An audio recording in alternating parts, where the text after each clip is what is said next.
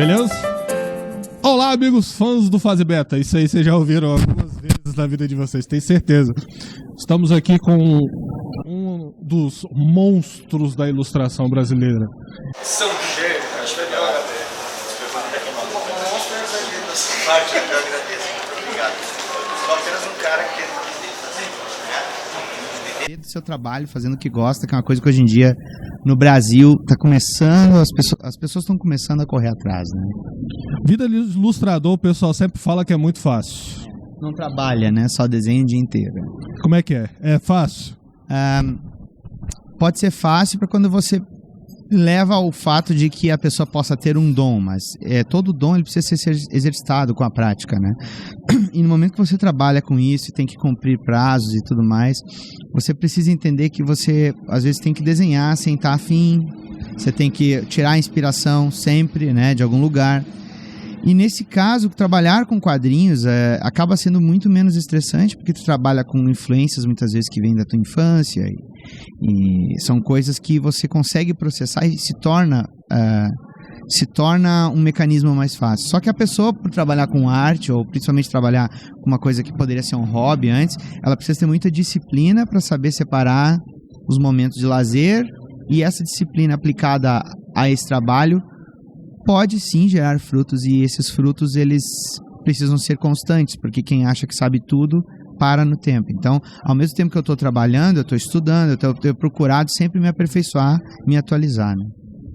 Você mexeu com Marvel, com Image Comics. Você chegou na DC? Não sei se você chegou na DC. Agora eu estou trabalhando. Eu não tenho um contrato de exclusividade para me dar facilidade para migrar para todas essas editoras e poder investir em projetos pessoais, né, com o meu tempo.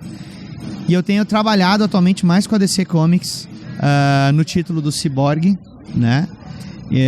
E uma coisa que eu tenho percebido é que tanto Marvel quanto DC, com essa abordagem dos estúdios de cinema, eles estão conseguindo criar uma nova geração de leitores que muitas vezes nem conheciam o meu trabalho antes disso. E é curioso também, eu tenho um canal no YouTube que eu tenho passo a passo de desenhos, e muitas vezes vem o gurizado e fala assim: cara, eu nem sabia que tu desenhava pra Marvel e pra DC. Eu falava, olha só, né? Imagina se eu fizesse gameplay, né, velho? Não tem tempo nem pra isso. O fato, então, é que está sendo possível trabalhar. Atualmente eu tenho trabalhado mais com a DC, mas está sendo possível trabalhar com outras editoras, né? Com a Marvel eu tenho me envolvido mais na parte de colecionáveis, de sketch cards, de projetos para brinquedos, essas coisas.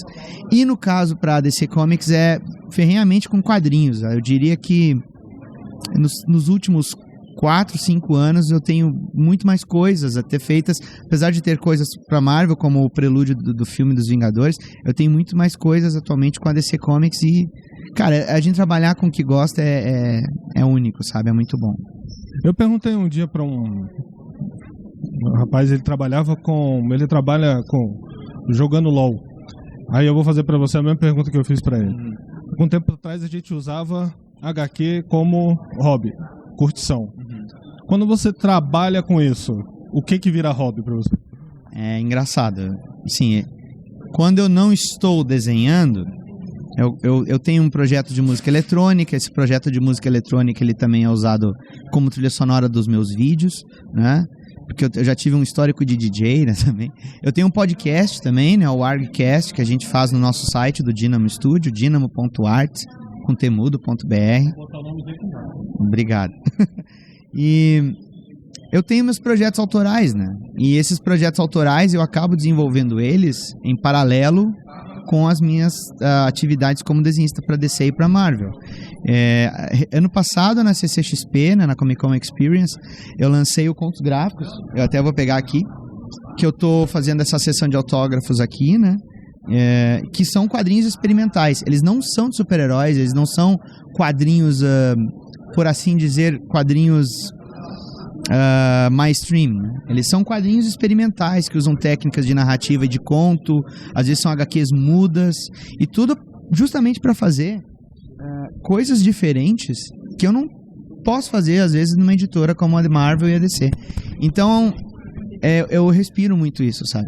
Quadrinhos. E é uma coisa que vem desde cedo, porque o meu pai era apaixonado por quadrinhos, e a minha mãe também sempre me incentivou.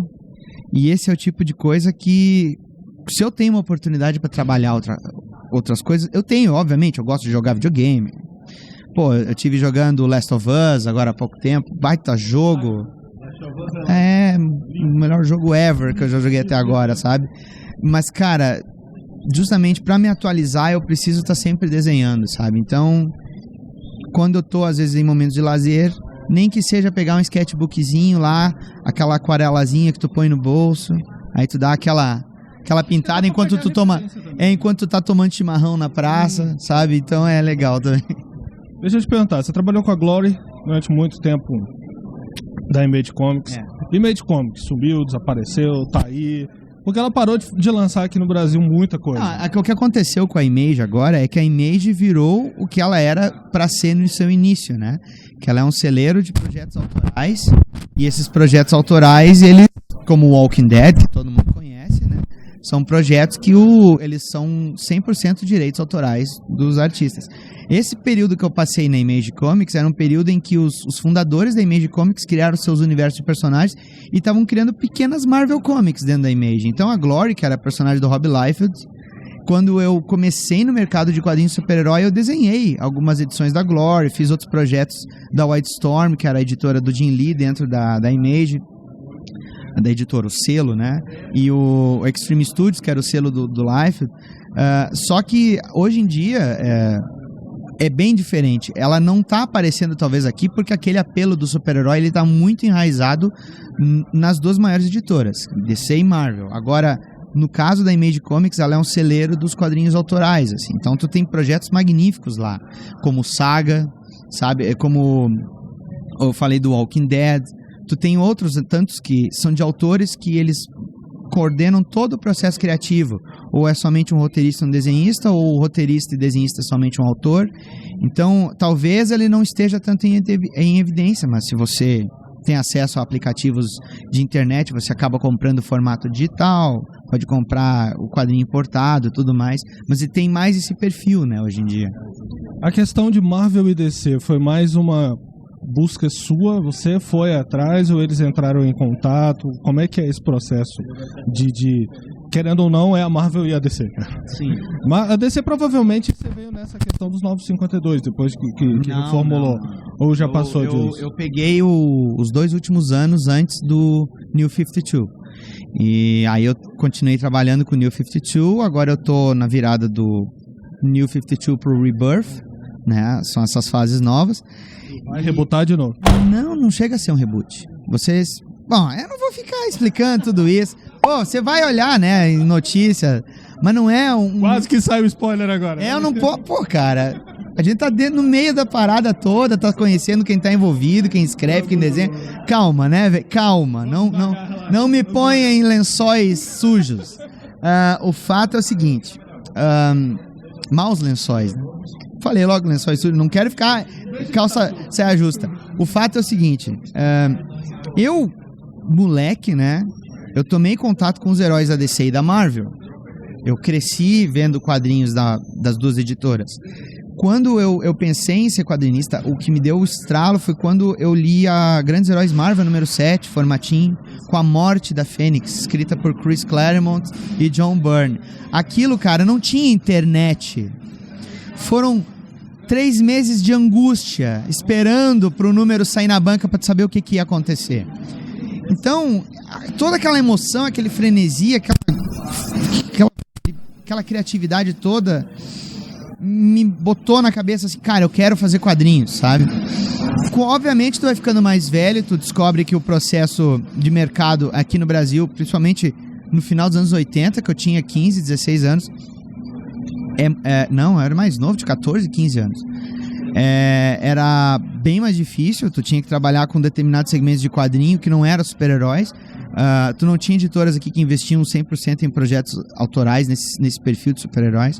Então, eu precisei enveredar para o mercado da publicidade e propaganda. Esse mercado ele me deu uma formação que eu teria um plano de fuga caso esse negócio de quadrinhos não desse certo, e eu ia manter como hobby. Acontece que no início dos anos 90 começou a ocorrer uma onda de autores brasileiros prestando trabalhos para o mercado norte-americano. E o estúdio que já agenciava o meu amigo Mike Deodato, né? Mais conhecido como Deodato Taumaturgo Borges Filho. Ele estava selecionando novos autores, e então eu mandei a tryouts, né? Mandei amostras e comecei a inicialmente ser desenhista Ghost do Deodato, depois comecei a trabalhar com títulos próprios. Dei um tempo por causa da minha formação de publicidade, que eu precisava terminar os estudos e era tudo ao mesmo tempo. E aí no início de 2000, por ali, veio a oferta do Digimon e eu fiquei desenhando o mangá do Digimon por 2 anos. Aí eu retomei para os comics depois disso, né? Passei por outras editoras. Mas assim, não é a questão deles te procurarem. Você tem os períodos que eles estão aceitando autores novos para prestar serviço ou para investir em projetos próprios. E eu mandei amostras, como vários autores mandam.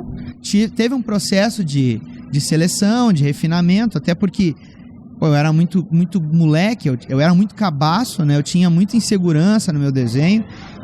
E eu fui melhorando com o tempo. E o que aconteceu foi nesse período, desse modo. Assim. Hoje você está trabalhando com o seu projeto, DC, nessa transição aí pro Rebirth, mais alguma coisa?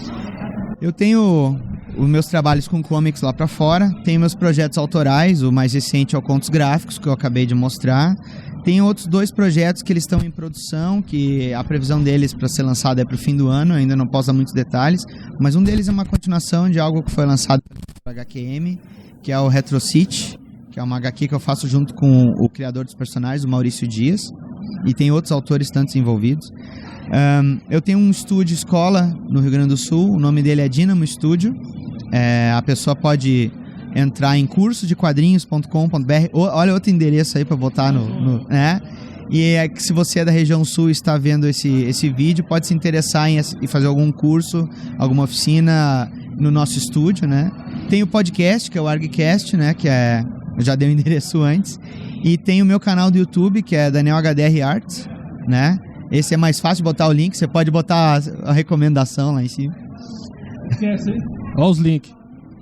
Os links na descrição, né? Link na descrição do vídeo, embaixo. Não, ele tá preparado para isso. Trabalha com ele. E esse canal do YouTube, ele é uma consequência do meu trabalho. Eu não invisto o meu tempo. Então eu não tenho zilhões de assinantes, sabe? Mas essas pessoas que assinam o canal, elas tiram dúvidas comigo online. Eu faço muitas vezes lives, né? Que eu desenho ao vivo, respondo perguntas dos assinantes. E a gente costuma ter muitos passo a passos de desenho, né? Então tem ilustrações lá diversas que eu ponho passo a passo. Então estão convidados também, quem quiser assinar, quem quiser acompanhar, né? Então é isso aí. Daniel HDR. Ó. Olha aí. Olha com quem que a gente tá aqui hoje. Serve pra fazer almofada. Olha aí. Olha isso. Desculpa, tá? Desculpa você. Obrigadão, Daniel. Valeu. Obrigado pela entrevista. Cara, valeu. Valeu, galera. Aquela paz.